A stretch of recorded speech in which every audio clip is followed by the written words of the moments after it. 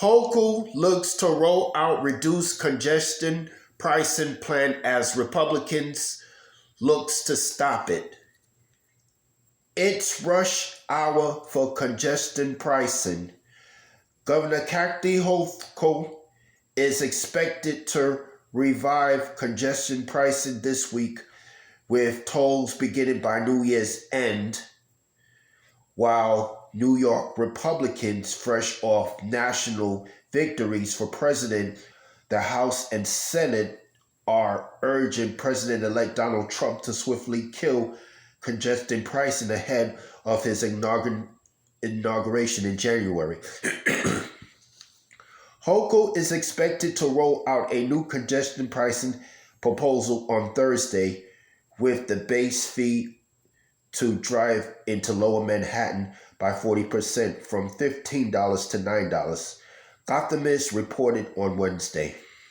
The outlet reported that the MTA board is expected to vote on the new plan at its monthly meeting next week, with an anticipated start date on December 29th. Governor Hochul paused congestion pricing because a daily 15 toll was too much for hard-working New Yorkers in this economic climate. Hochul's spokesperson Avi Small said in a statement to AM New York Metro, tomorrow the governor will announce the path forward to fund mass transit, unclog our streets, and improve public health by reducing air pollution. A source close to negotiations confirmed Hochul has spoken to the Biden administration about an updated plan to advance the project, but did not confirm other details.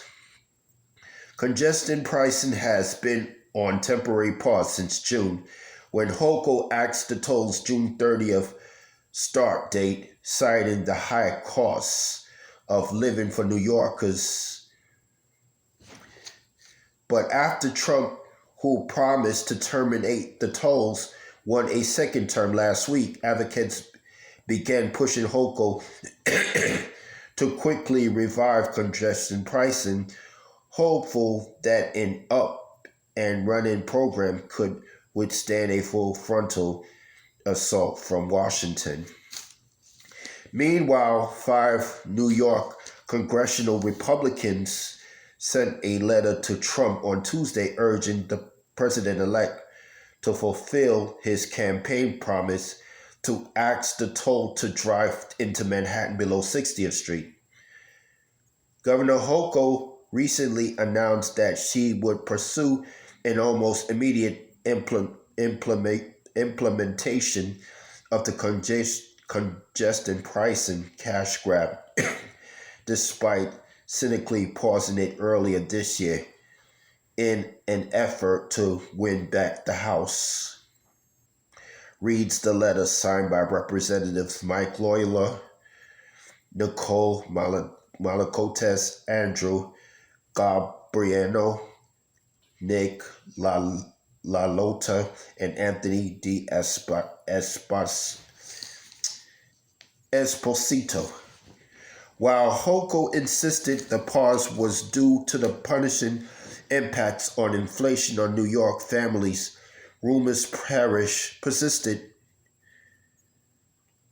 that she actually paused congestion pricing as a means for Democrats to win back the contested suburban House seats, which had fallen to Republicans in 2022, and where the toll is uniquely unpopular.